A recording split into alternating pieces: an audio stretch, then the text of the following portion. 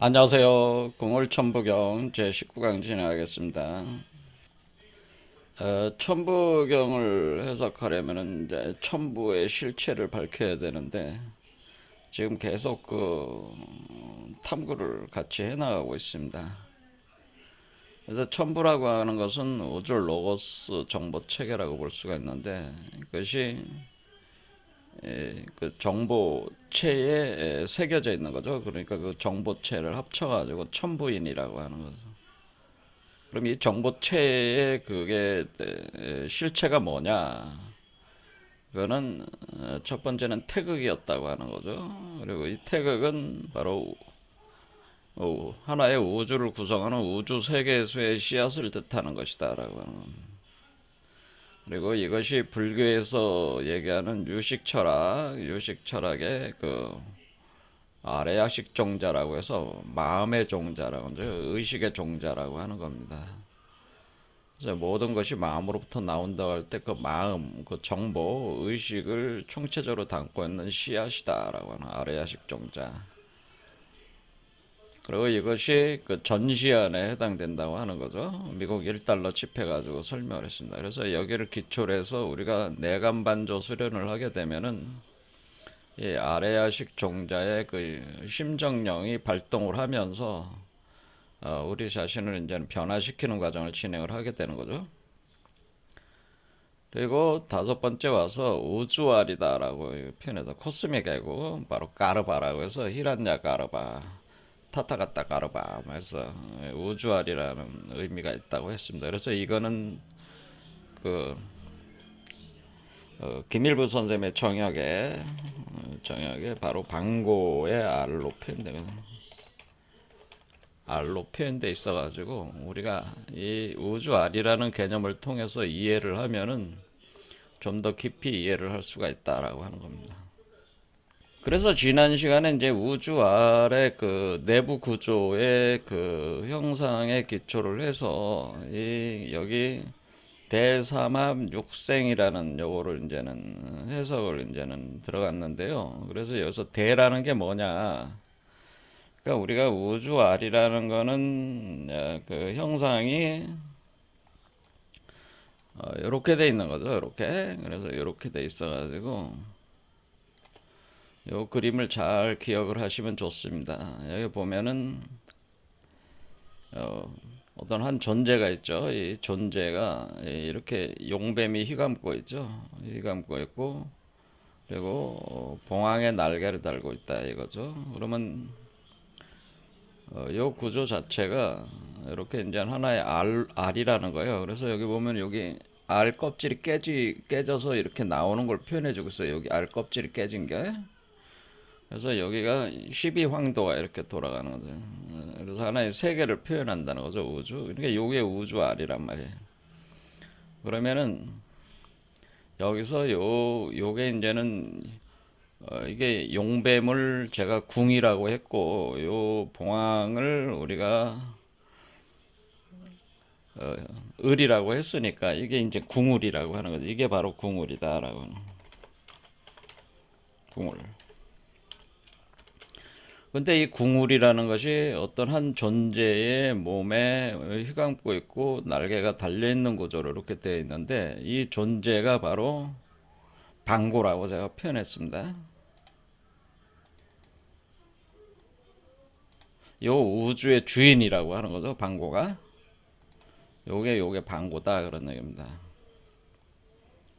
요게 방고. 그래서 요 방고라고 하는 것이 요게 이제 쟁반반자니까 이렇게 보면은 2차원적으로 보면 이렇게 평면적 구조로 쟁반처럼 생겼잖아요. 그러니까 요 쟁반에 하나의 내용물이 담겨져 있는 그런 형태로 생겼단 말이에요. 그래서 요게 쟁반 또는 그래서 대접, 뭐 성배, 뭐 잔, 뭐 이런 식으로 표현을 하는 거고, 그게 이제는 고자가 들어가니까 이게 10이잖아요. 고자는 옛 고자는 10자가 있으니까 요것 자체의 가운데가 신무국이 발동을 하는 곳에 있다는 거죠. 이것이 요게 그러니까 요게 있는 이렇게 요 알이 원래 이 알이 우주 알이 원래 처음에 시작을 할 때는 이렇게 생겼어요. 이렇게 처음에 할 때는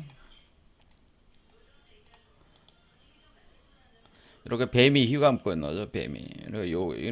요 알이 이렇게 생긴 거네. 내부가 이렇게 생겼다고 하는 거예요. 그럴 때 이렇게 뱀이 휘감고 있으니까 여기서 이제 뱀이 휘감고 있는 알이 되는 거죠. 밑에서는. 그래서 지금 우리가 두 개의 용뱀이 이렇게 꼬여 올라가는 탄트릭 구조를 보면은, 요거는 요 아래쪽은 용뱀의 궁이 지배를 하는 거고, 그러니까 총 7개 차크라를 기준으로 볼 때 요 정중앙, 그러니까 네 번째 차크라를 기준으로 아래쪽은 주로 용뱀의 힘이 우세하고, 요 위로는 을 봉황의 힘이 우세한 거죠. 그래서 날개를 달고 있는 거죠, 봉황이. 그래서 이 용뱀이 이렇게 요게 두 개의 그것이 두 개가 우리가 보면은 용뱀을 표현할 때 요 궁자라고 하죠. 궁자. 이렇게 궁자. 그러면 요 궁자라는 궁자. 그러면 요거를 이렇게 하면은 이렇게 되는 거죠. 이렇게 그럼 이렇게 가면은 요것이 야, 여기에 있는 거죠. 이렇게 있는 거죠. 이렇게 있는 거죠. 그런데 이렇게 있는데 요 궁의 양쪽에 궁궁이 또 이렇게 들어오는 거죠. 이렇게 들어와 가지고 원래 음양으로 나눠졌던 것이 하나로 합해져 가지고 하나의 용이 된 거잖아요. 하나의 용. 그러니까 그걸 요걸로 표현해 줘. 그러니까 여기서 보면은 요 지금 검을 휘감고 있는 용이 요 용이라고 하는 거죠. 그러니까 요 검에 해당되는 존재가 요 존재를 표현해 준다고 할 수. 그렇죠? 검으로 표현해 줬다는 거죠. 이렇게 되는 거죠. 그러면은 여기다 이제 궁을이 되네. 그러니까 이게 여기 그러니까 궁궁을를 그래서 궁궁을을이 되는 것이다. 그래서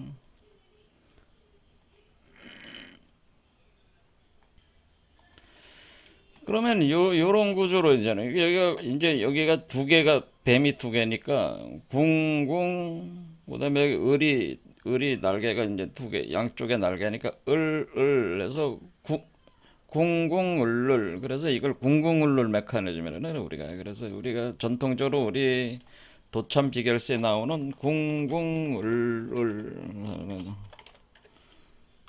궁궁 을을 하면은 이게 뭐가 되네.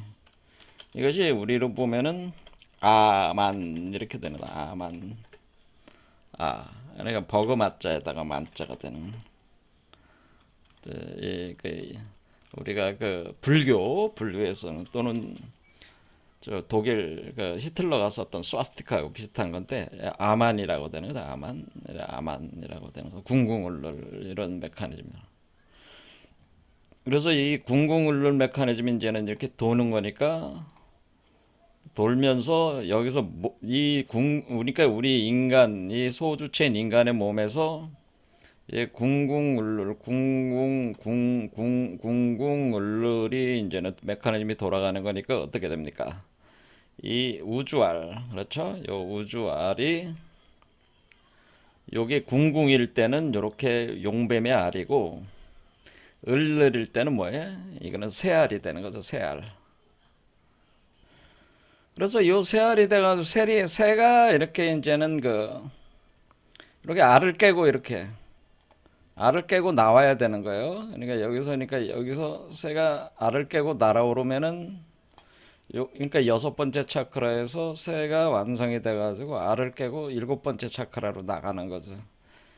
그것이 이제는 궁궁을룰 요 우리 안에서의 궁궁을룰 메커니즘 안에서 우주 알을 성숙을 시키는 과정이라는 거죠. 이렇게 뱀 알에서 용뱀의 알에서 그 봉황의 알로 성숙을 시켜가지고 이 봉황이 알을 깨고 요 소우주 체계를 깨고 나오는 거죠. 깨고 이렇게 날아오르면은 여기가 이제 봉황으로 날아오르면은 대우주적인 존재가 되는 거죠. 그래서 여러분들이 이렇게 보시면 알겠지만 결국 이것이 용뱀과 봉황 그러니까 요 하나로 되는 거죠. 요 알 속의 구조는 이렇게 궁을 메커니즘으로 가는 것이기 때문에 요것을 휘감고 있는 요 존재가 있다고 하는 겁니다. 요 존재를 가리켜서 우리가 방고라고 아까 말씀을 드렸고,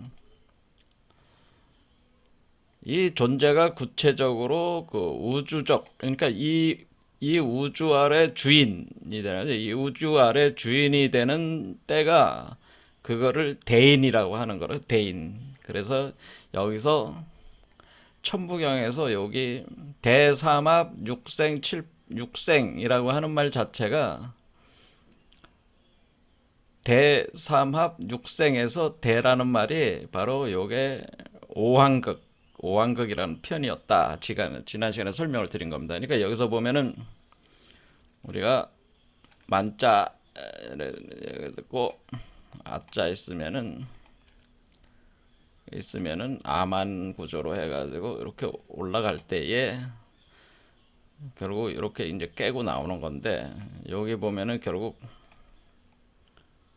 요 다섯 번째 차크라에 왔을 때에 요것이 이 우주에, 그러니까 지금 총 수가 어떻게 되냐면 1부터 여기 1태극부터 여기서부터 1부터 숫자로는 여기가 1이죠. 1, 2, 3, 4, 5, 6, 7, 8, 9. 그러니까 이 몸 밖으로 나가는 거는 7, 8, 9란 말이에요. 그러니까 7, 8, 9. 그러면은 현상계로는 9까지 가는 거잖아요. 그리고 다시 10으로 떨어지는 거니까 이렇게 1에서 9까지 갈 때 이 9의 중수라는 게 9의 중수는 1, 2, 3, 4, 5, 6, 7, 8, 9의 중수는 5란 말이에요. 5. 그래서 이 5라고 하는 것이 지금 1, 2, 3, 4, 5, 6, 7, 8, 9라고까지 그 실제계로 나타나는, 그러니까 선우청 구조가 나타나는 그 모든 것의 주인이 되는 존재가 바로 오한극이라고 우리가 이제는 표현을 해주는 것이다라는, 그 중심이 되는 숫자로 오한극. 그래서 요 다섯 번째 차크라에서 방고가 오한극이 된다 그러는 거죠. 방고가 오한극이 된다. 근데 환극이라고 하는 것은 우주 임금이다라고 그러는. 이때 이제 오한극이 되네요. 이게 우주 임금으로서 법의 집행자가 되네요. 법의 집행자. 법을 집행하는 법왕 개념이 되는 겁니다. 법왕. 우주 자연법을 구성을 해가지고 집행을 하게 되는 법왕 개념이다.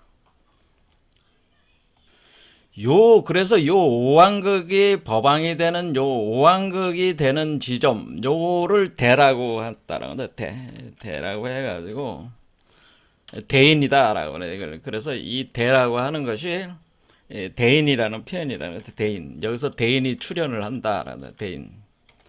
대인이라는 건 결국 오왕극 주제자를 얘기를 하는 것이고, 대인이 출현을 하는 이 이치에 대해서 우리가 그 주역의 중천 건계의 구호 효사의 그 내용이 이견대인으로 써 있다 그런 얘기입니다.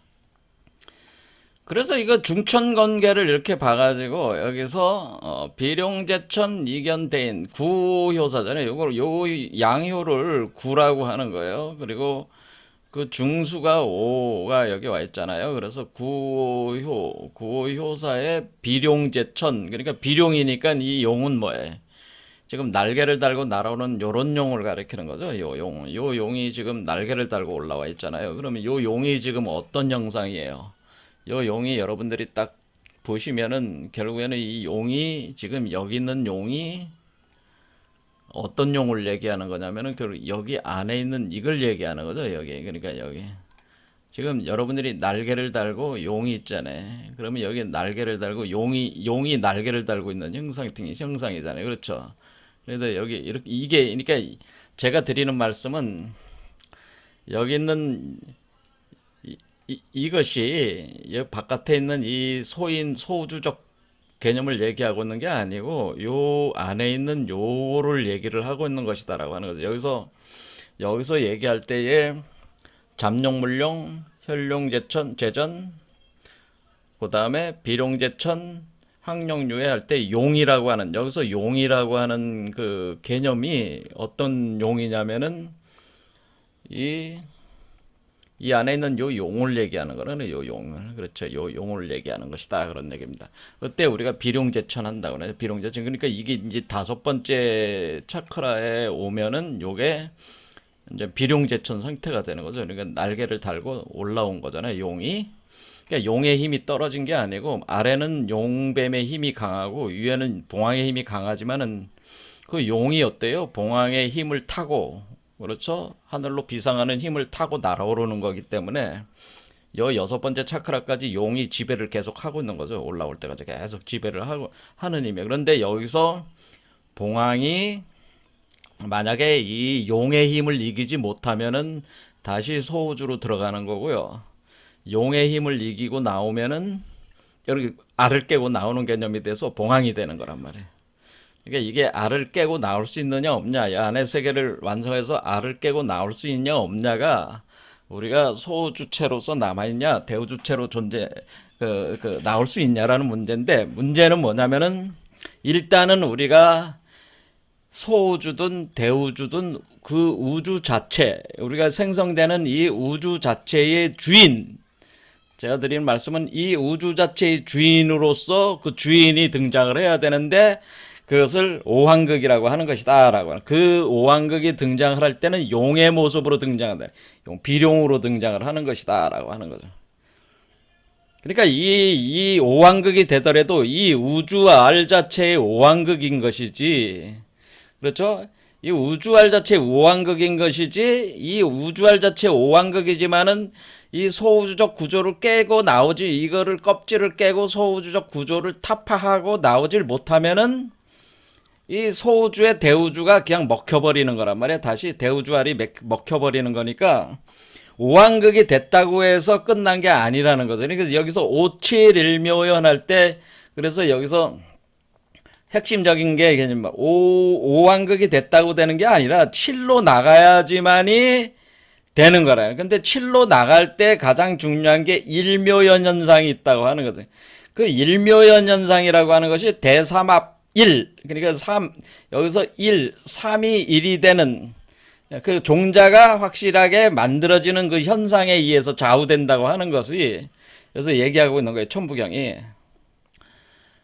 그 얘기는 제가 뭐라고 얘기했냐면, 우주목으로 보면은 여기서 밑에서 씨가 뿌려져서 사라졌던 씨앗이 열매를 맺을 때 씨앗이 돌아오는 그 돌아옴이 없으면은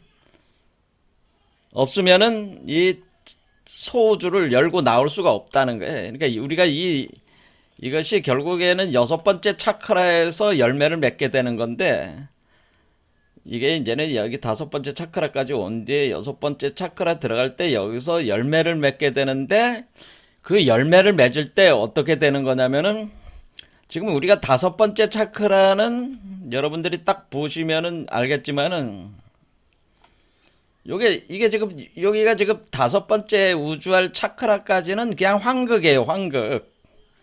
그러니까 이건 아이가 아니다. 이게 이때 대인은 아이가 아니다는 거죠. 아이가 아니다라고 하는 겁니다. 아직 아이 상태가 아니다라고 하는 것은, 이게 지금 여러분들이 보다 아이 모습이 아니잖아요. 그런데 여기 여섯 번째 차크라가 오면은 요 대인이 아이의 형상이 되는 거란 말이에요. 아이의 형상이 된다고 하는 건 뭐예요? 다시 태어났다는 거죠. 이것이 그러니까 이때 아이가 아니라는 거는 뭐냐면, 이때 오황극까지는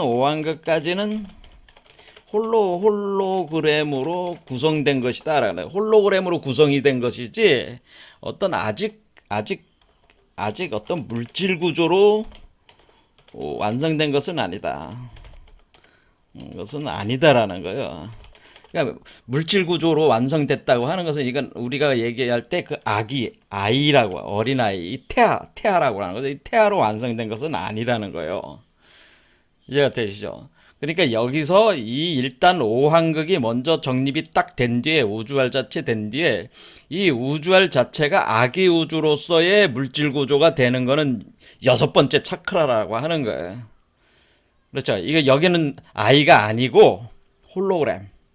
그것이 그 정보 구조가 다 어떤 우주 법칙을 완성을 한 뒤에, 그러니까 오행 구조가 완성이 된 뒤에 그것이 물질 구조로 태아로 그러니까 아기 우주로 구체적인 물질 구조로 육화, 이게 육화가 돼야 된다는, 육체가 된다는 거죠. 육화.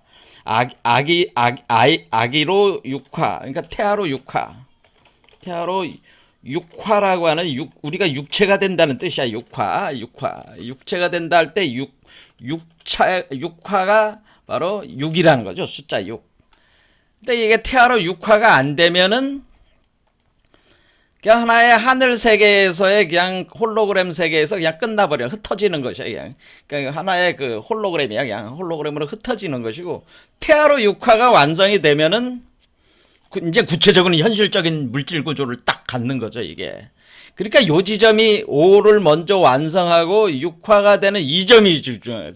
이렇게 뭔가 하나의 실체로 딱 만들어냈을 때 그게 바로 그 대삼합. 그래서 천지인 삼재가, 그러니까 요게 진짜 대인이죠. 요게 진짜 대인. 그러니까 대까지 온 뒤에 그 대인, 요 사람의 실체, 요 우주 대인이 나오려면 요것은 태아가 된다는 거죠. 태아가 되는 것이 바로 삼합. 삼이 하나가 돼서 요 태아로 딱 되면은 6이 되는 것이다라는, 그게 6이다라고 하는 거죠. 요게 그래서 이거를 말아서 오운육기다 이렇게 표현한 것이라는 거예요. 오운육기. 그러니까 우리가 오왕극에 도달한 뒤에 육체를 만들어 내야 된다는 거죠. 육체가 만들어지는 과정이 오운육기 과정을 통해 태아가 된다. 이때 진짜 태아가 되는. 태아라고 하는 건 뭐예요? 이게 그 아기 방고가 된다. 아기 방고가 되는데 그 아기 방고가 아기 우주죠. 아기 우주가 된다라고 하는 겁니다. 이게 진짜 실체적인 아기 우주.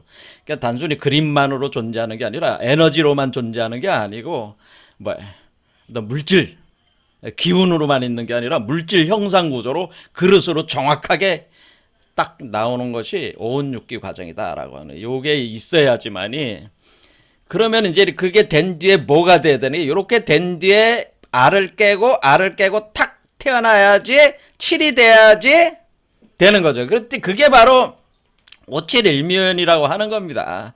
그런데 이 아이가 이렇게 될 때에 뭐가 있어요? 아이가 될 때에 이 아이라는 구체적인 실체가 만들어질 때에 여기 또 하나의 씨앗이 여 안에 또 이렇게 배태가 되는 거예요. 이렇게 안에 이 아이가 씨앗을 가지고 나오는 거예요. 그게 사실상의 일이에요. 그게 일이야. 일태극. 그러니까 제가 그걸 표현을 어떻게 하냐. 이 우주 생명 나무의 씨앗이 사라졌던 것이 열매를 맺을 때에 그 씨앗이 돌아온다고 하는 거는, 이 씨앗이 애초에 무슨 씨앗이었어요? 여러분들이 이건 뱀의 알이라고 그랬잖아요. 이 알 자체가 뱀의 알이 다시 돌아와야 되는 거야. 요 안에 이렇게. 요런 개념이 돼야 되는 거예요. 이런 개념이 이렇게 되고, 그러면 봉황이 뱀의 알을, 그러니까 이제 뱀이 어떻게 된 거예요? 봉황이 뱀의 알을 간직하고 나오는 거죠. 봉황이 깨고 나오는 거죠. 그러면 우리가 뱀의 지상세계도 지배하는 존재가 되는 거죠. 이게 이제 나오게 되면 그 씨앗을 통해서 지배를 할 수가 있는 거죠. 이게 이런 구조로 이게 돼 있기 때문에 요 사정을 세밀하게 잘 알아야지 이게 해석이 된다고 하는 거죠.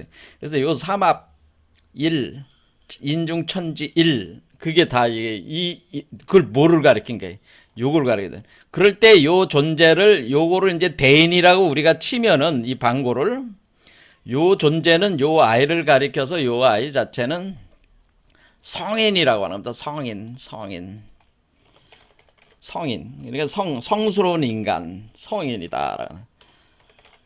그래서 여기서 성인이라는 표현 자체는 뭐냐면 임신이 돼서 나온 귀와 입과 있는 요 자리, 그러니까 여기가 머리에 양쪽 귀와 입이 있잖아요. 그러니까 양쪽 귀와 소리와 그 언어 정보적 음성의 어떤 그런 구조를 통해 가지고 여기 그 만들어지는 현상이 있습니다. 그것까지 설명하면 굉장히 복잡하니까 넘어가겠는데 어쨌든 요게 임신돼서 나온 존재라는 거죠. 요 안에서 임신돼서 추태돼서 나오는 개념이 이게 성인이다라고 하는. 그러니까 이게 이때가 이제 성인이 되는 거라 이게.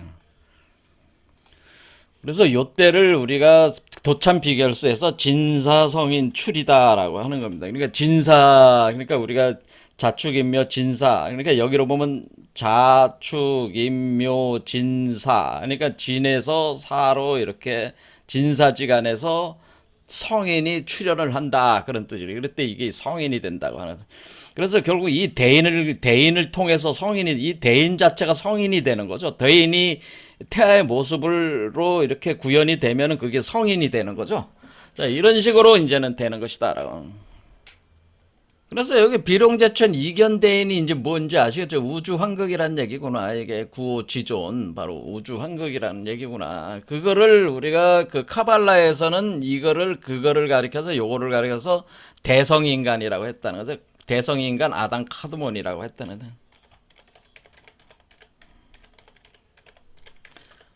어쩌나 대우주란 말이야, 대우주. 하지만은 대우주가 구체적인 물질화가 돼서 알을 깨고 나오지 못하면은 소우주에 그냥 또 그게 갇혀버리는 거죠. 그러니까 육수를 넘어 나와서 칠수로 나와야지만 되기 때문에 여기 7이라고 이렇게 된 거예요. 나오면은 딱 된 거기 때문에 더 이상 그 이후로는 숫자를 안 썼잖아요.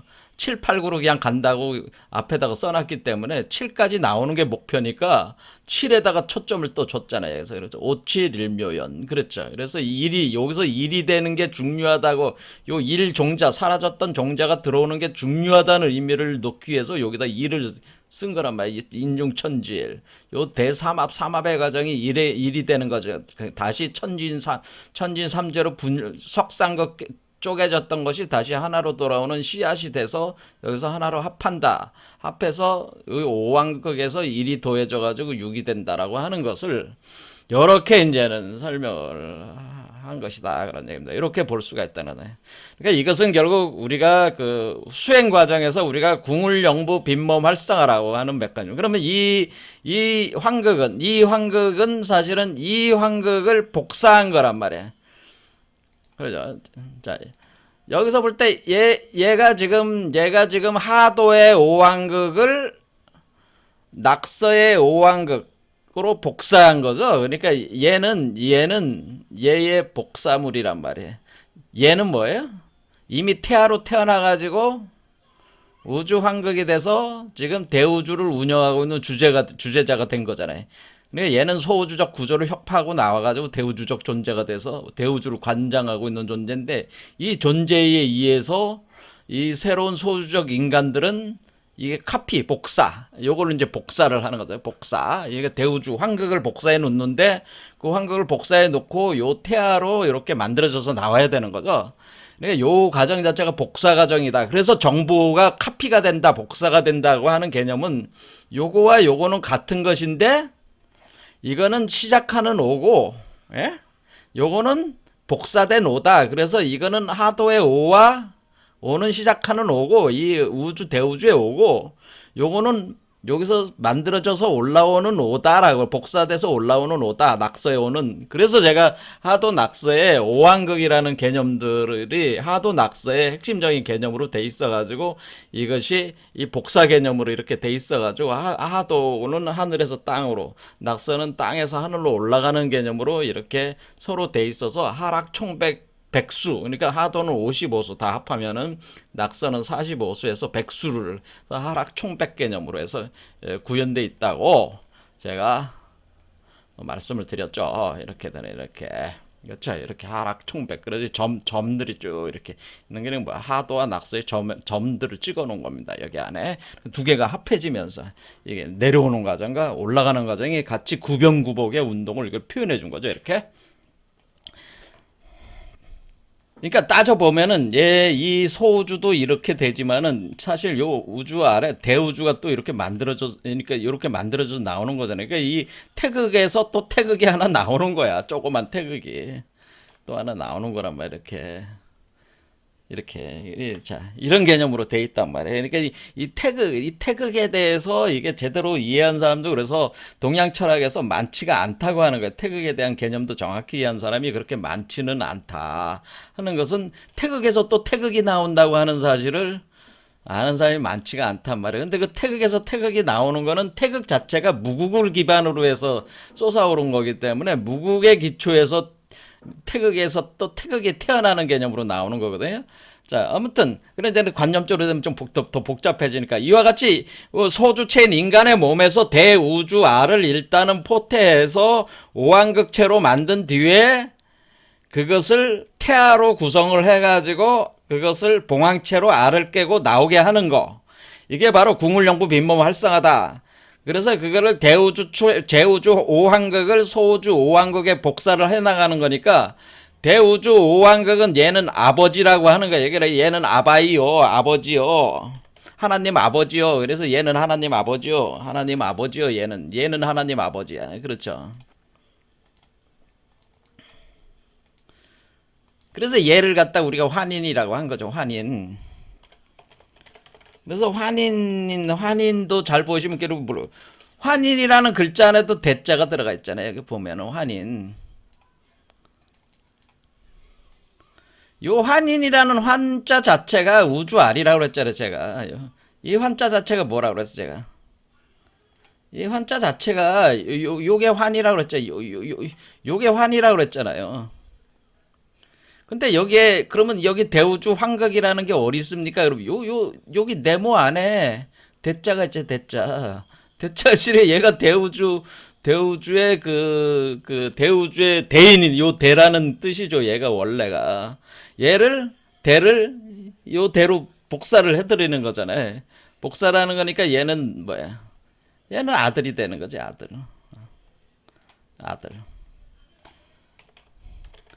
그러면 얘는 그저 이게 환이니까 아버지의 아들. 그러니까 얘는 지금 우리 당군 신화로 보면은 얘는 환인이고 아들은 당군이 되고, 그리고 이렇게 복사하는 거는 이 환인이 자신의 서자를 보내 가지고, 그러니까 성령. 그러니까 이 성령은 어떻게 되냐? 성령. 이렇게 내려올 때에 이렇게 복사 과정에서 아버지가 보내는 성령은 그걸 환웅이라고 하는 거죠. 환웅. 그래서 이거는 뭐라고 표현했냐면 환인에 대한 당구는 적자잖아요. 적자. 그렇죠. 적자 개념 적자.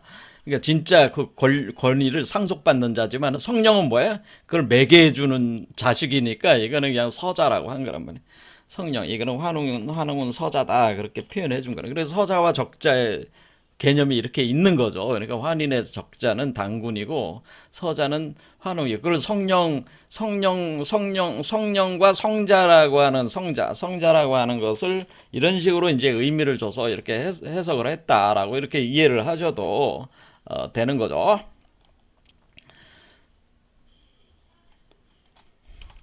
자, 그래서 이거는 성부,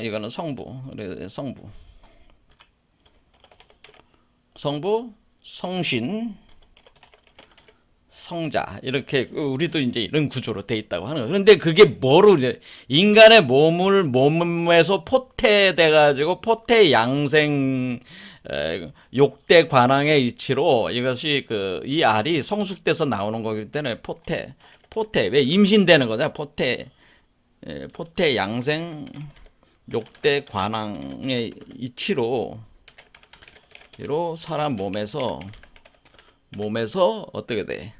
임신돼 수태 분만되는 분만 과정으로 이렇게 진행이 되는 거죠. 이때 이 사람을 웅녀라고 한 것이다. 그런 얘기입니다. 당군 신화에서는 그런 개념이다라고 하는 거죠. 자, 이것 자체가 궁궁을르리라고 하는 걸 이렇게 이제 아셨죠? 자, 그러니까 이런 이치를 모르면은 이거 천부경을 봐도 해석을 못 하는 거죠. 이게 하도만 뭐 안다고 해서 해석되는 게 아니라 하도 낙서를 다 알아야 돼.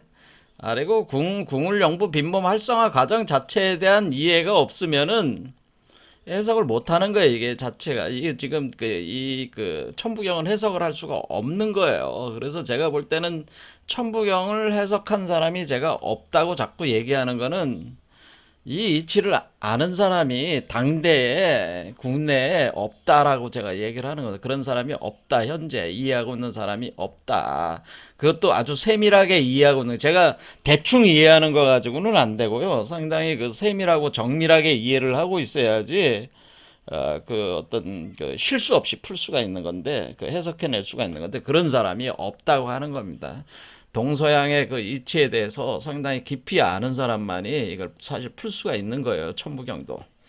자, 그러면은 우리가 천부경이라고 하는 것은 우리 한민족의 경전이고, 그럼 우리 한국 사람들이 제일 많이 부르는 노래, 민요, 그것은 아리랑이라고 하는 거 아니겠습니까? 아리랑. 그래서 아리랑도 아리랑이라고 우리가 늘상 불러대는 노래가, 사람들은 아리랑이 뭔지 아리랑, 여러분들 왜 아리랑 노래를 왜 부르나? 아리랑이 뭐냐라고 하는 거에 대해서 이것도 아는 사람들이 없다. 아리랑이 도대체 뭡니까? 그래, 왜 우리는 아리랑을 부르면 눈물이 나나요? 아리랑을 그렇게 불러대나, 한국 사람. 유독이 전 세계에서 우리 아리랑 노래는 우리 한국에서밖에 안 부르. 한국인의 정체성을 드러내는 노래가 이게 아리랑이잖아요. 이거는 한국인의 정체성을 드러내는 노래라는 거죠. 우리 한민족만이 가지고 있는 독자적 민요잖아요. 민요니까 이거와 지금까지 한 거를, 이거를 같이 이제 보자는 거죠. 같이 이렇게 보면은, 아리랑은 여러분들이 다 잘 아시니까 상당히 다 아는 건 아니지만은, 아리랑은 다 많이들 것도 부르시니까 그거 가지고 이해를 하면 좀 쉽게 이해할 수가 있으니까, 효율적으로 이해할 수 있으니까 아리랑 가지고 해보자, 그런 얘기입니다. 제가 아까 뭐라 그랬냐면은, 우리가 지금 결국에는 우리가 지금 궁궁을르리라고 이렇게 할 때, 궁궁을리를 할 때 아만이라고 얘기를 했잖아요.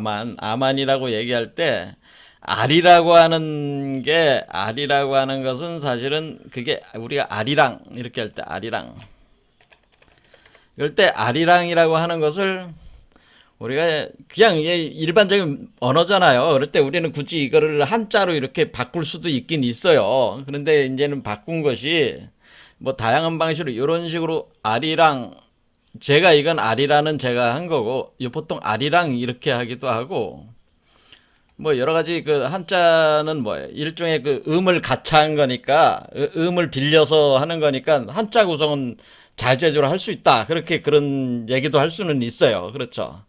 그런데 우리가 이제는 여기서 이 아리라는 게 뭐냐라는 것만 가지고는 이 개념이 안 잡힌단 말이에요. 그래서 아리랑이라는 노래를 한번 보면은, 우리는 항상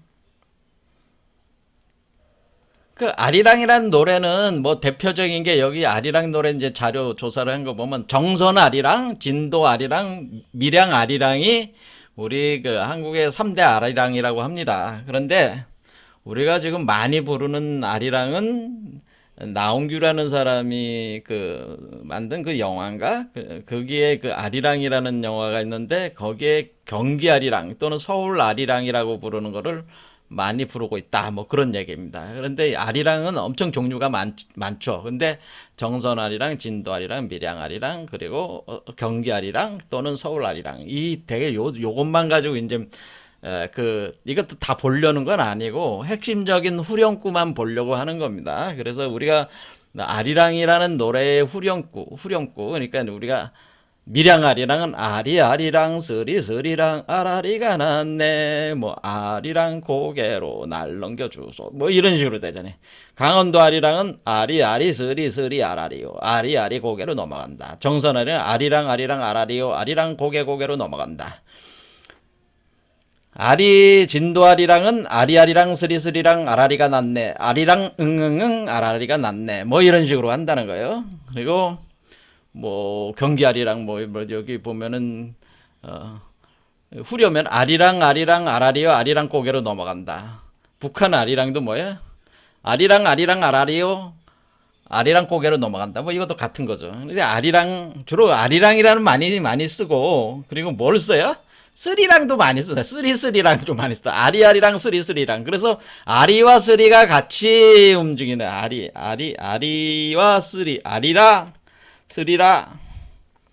쓰리라 이렇게 이제 같이 움직이는 거죠. 아리랑 쓰리랑 이렇게 아리랑 쓰리랑 이렇게 한다는 거예요. 자, 그래서 이 아리랑과 스리랑이 뭐냐. 이제, 자, 아리랑이라는 노래를 이제 이해를 하기 위해서는 이 스리랑. 그런데 여기서 항상 뭐가 있어요? 아리랑 할 때 우리가 아리랑을 한자로 이렇게도 쓰지만은 한자를 몇 개 이제는 그 가차를 해서 보겠습니다. 여기 또 있지만은 보통 아리령. 뭐 아리 하면 이렇게 아리 이렇게 읽던데 이거 틀린 건 아니에요. 자, 아리령. 그러니까 아리령 그러니까 왜 이게 아리랑 이렇게 너를 쓰고 아리령 이렇게 따라 아리령 그러니까 아리령 그러니까 고개령자를 고개령 그렇죠 재령자를 써가지고 고개 여기를 여러분들이 보면 알겠지만 항상 뭐가 지금 같이 나와요? 고개를 넘어간다는 말이 항상 나오잖아. 재령 이게 재를 넘어간다는 뜻이 아리령 그러니까 아리령 할 때 이렇게 한자를 쓴단 말이에요. 그럼 우리가 항상 보면은 아리 고개로 넘어간다. 아리랑 고개를 날 넘겨줘서 아리 고개 아리랑 고개 아리 고개잖아. 고개 얘기가 아리랑 고개로 넘어간다. 그러니까 그냥 얘기가 나오는 게 아니라 항상 뭐가 있어요. 아리랑은 항상 이게 핵심이 뭐가 따르나 아리랑 쓰리랑 그리고 또 뭐야 고개라는 말이 항상 나도 고개 넘어간다는 얘기는 고개로 넘어가거나 고개 너머로 넘겨달라 뭐 그런 표현들이 나온다고 하는 거죠. 자, 이 얘기는 뭐냐면은 자, 아리랑 쓰리랑 고개 자 보겠습니다. 자, 얘는 그러면은 자, 그래서 우리가 언어의 비밀을 풀어야 돼요. 이게 상당히 심오한 언어적 저기가. 쓰리랑, 여기서 이제는 해법을 일단 찾으면 돼. 쓰리랑 할 때 쓰리라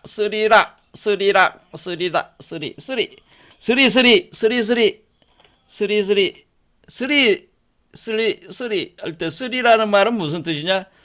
쓰리라는 말은 슬다에서 온 말이다. 그래도 슬다에서 왔다라는. 그래서 여러분이 슬다라는 말에서 온 거예요. 슬다가 원적이에요. 쓰리는 슬다. 여기서 온 거란 말이에요. 쓰리. 그래서 슬다라는 거를 여러분들이 국어사전을 이제 보란 말이에요.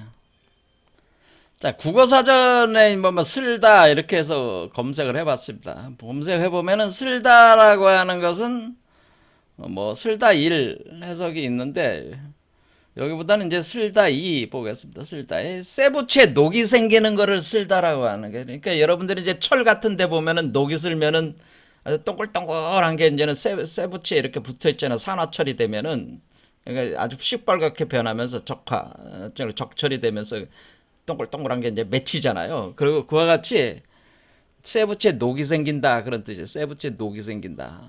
또는 곰팡이나 곤충의 알따이가 생긴다 이렇게 돼 있어요. 곰팡이나 곤충의 알따이가 알이 생긴다 그런 뜻이에요. 슬은 알이 생긴다 그런 뜻이에요. 여기서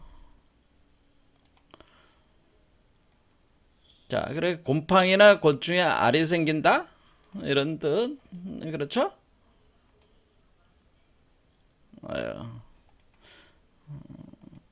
근데 이게 이제 슬다라는 의미야. 슬다. 그러면 슬다. 그러면은 여기에 이제는 세 번째 보면은 뭐 또 네 번째 뭐 슬다 있는데 여기 세 번째 슬다. 여기는 벌레나 물고기 따위가 알을 깔겨 놓다 이런 말 이게 동사로 알을 낳다 까다 알을 깐다 뭐 알을 깔긴다 뭐 이런 뜻이에요. 이거에서 온 거예요. 여기서 이것이 있는 거예요. 그래서 곰팡이나 곤충의 알따이가 이렇게 생기는 거 그게 슬이라는 뜻이고 더 이제 저기 하면은 벌레나 물고기 따위가 알을 깔겨 놓는다 이런 뜻이에요. 자 그러면은 여기는 이게 뭐 이 슬다라고 하는 거는 알을 깔겨 놓다. 그러니까 벌레나 물고기 따위가 알을 깔겨 놓는다 그런 뜻이. 그렇죠. 그러면 이 알이라는 말과 이제 관련이 있다는 걸 알 수가 있어요. 이렇게 쓸다는 알을 깐다, 알을 낳는다 그런 뜻이죠. 알을 낳아서 그러니까 이게 물고기 같은 게 벌레는 뭐 날개 달린 곤충이나 물고기가 알을 낳아서 깔아 놓는다. 알을 낳는다. 낳아서 깔긴다. 깔긴다. 뭐 이렇게 이해하면 되는 거예요. 그래서 알을 낳아서 깔기는 것이 쓸다라는 뜻이에요. 이렇게 이해하시면 되는 거죠. 아, 그러면 이거는 제가 한 얘기가 아니고 이건 언어학자들이 다 공통으로 우리 알이랑 쓰리랑의 쓰리라고 하는 말은 쓸다에서 왔다. 그렇게 다 공통으로 거의 인정을 하는 바입니다. 언어학자들이, 국어학자들이. 이거 그대로 받아들여야지. 그렇죠? 그러니까 우리는 그런데 우리가 딱 보니까 알을 낳아서 깔긴다. 이때 알이라는 말이 아리가 알하고 거의 비슷해. 아라리 할 때 우리가 아라리가 났네 할 때 아라리가 났네. 아라리가 났네 할 때 우리가 아리랑 쓰리랑 아라리가 났네. 뭐 예를 들어 우리가 그 미량 아리랑에서 아리랑 쓰리랑 아라리가 났네 이렇게 할 때 이게 뭐예요? 아라리가 났네. 자, 이걸 아라리가 났네라고 이렇게 썼어요. 났네를 우리가 다시 이 말을 바꿔보면 아라리가 났네. 이게 이렇게 낳는다 이렇게 아라리를 낳았네 뭐 아라리를 낳았네 이렇게 하시면 아라리를 낳았네 뭐 이런 식으로 하면 뭐 이게 아리랑이라는 말도 알을 낳는다는 뜻이라는 거죠. 제 얘기는 이게 아라가 뭐야? 이거 압축하면 알이잖아. 알. 그렇죠. 알. 그렇죠. 그러니까 알에다가 리를 붙여가지고 뭐 하는 게? 어떤 그걸 좀 더 강화를 해주는 거죠. 알이라는 걸 좀 더 강화해주는 요 엄이라고 이렇게 생각하시면 돼. 그러니까 알을 낳았네. 그렇지. 아리랑이라는 건 알을 낳았네. 아리랑이라는 건 알이라는 뜻이 알. 그러니까 이게 아리랑은 알을 낳는다는 뜻이고 쓰리랑은 또 알을 낳는다는 뜻이라는 거죠. 그러니까 이게 그러면 여기서 그럼 알에 해당되는 이게 라자가 우리가 영어로는 라라고 한단 말이에요. 근데 이 라라고 하는 말은 우리가 여러분들 이제는 뭘 외로 빨아야 돼? 달라이 라마 그다음에 알라 여러분들이 이슬람교도가 저희 하나님을 뭐라 그래요? 알라 그러잖아. 알라 들어봐요. 기독교인들이 엘리 라바사박다니 그 예수가 그랬잖아요. 엘리 알라 대신 엘리 이렇게 해서 그대로 달라이 라마 라 할 때 라마 달라 너 라라고 해가지고 이집트 태양신을 가리는. 그래서 이제 라라는 말은 무슨 말이냐면은 둥근 빛나는 둥근 구체를 라라고 하는 거예요. 원래가 빛나는 둥근 구체를 일반적으로 라라고 하는 그 태양. 그러니까 그 대표적인 게 뭐예요? 태양 또는 달 같은 거 이런 거를 우리가 라라고 하는 겁니다. 그래서 이게 빛나는 둥근 구체는 태양과 달과 같은 그런 구체, 빛나는 구체 그거를 우리는 라라고 한다라고 하는 겁니다. 그런 개념이라고 하는 거예요. 그러니까 이게 빛나는 둥근 구체는 이것을 뭐라 그래? 빛나는 둥근 구체를 우리는 라라고 하는 것이 바로 이걸 우리는 알이라고 했다는 거죠. 알. 그래 알라 그러니까 알아. 그러니까 우리는 알아라고 하는 것은 뭐다? 알인데. 근데 우리는 왜 알아라는 말을 썼냐? 아라리가 났네. 알이라 할 때 왜 알이 또는 알아 이러면 알이 알아 뭐 이러면 알이 알아. 왜 이렇게 불러있으면 뭐래? 아에 있는 라다라는 뜻이요. 아에 있는 라다 그런 뜻이에요. 아에 있는 라 그게 바로 알아다라는 거예요. 그러면은 그걸 R이라고 한 거죠. 이걸 딱 붙여가지고 이걸 R이라고, 아래에 있는 라를 R이라고 우리는 한 거라 그런 뜻이에요. 이해되죠? 우리가 우리말 R이라고 하는 말은 아에 있는 라. 그럴 때 우리가 아가 뭐였습니까? 아가 이게 아였잖아. 이게 이게 아잖아. 이게 버그마자잖아. 지금 이게 버그마. 버그마자, 이 자가 지금 버그마를 형상화한 거란 말이야. 버그마로 한자로 형상화가 되는 거란 말이야. 그렇죠? 그러니까 요게 아니까 R이랑의 아가 뭐야? 아가 바로 요게 궁궁이구나. 그러니까 이 아라고 하는 거는 결국 이게 뭐야? 궁궁이라고 하는 거야. 궁궁.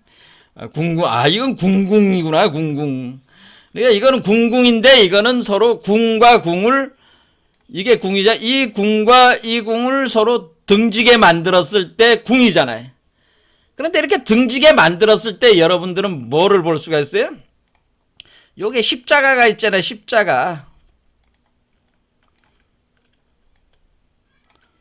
여기가 십자잖아요. 십자. 이렇게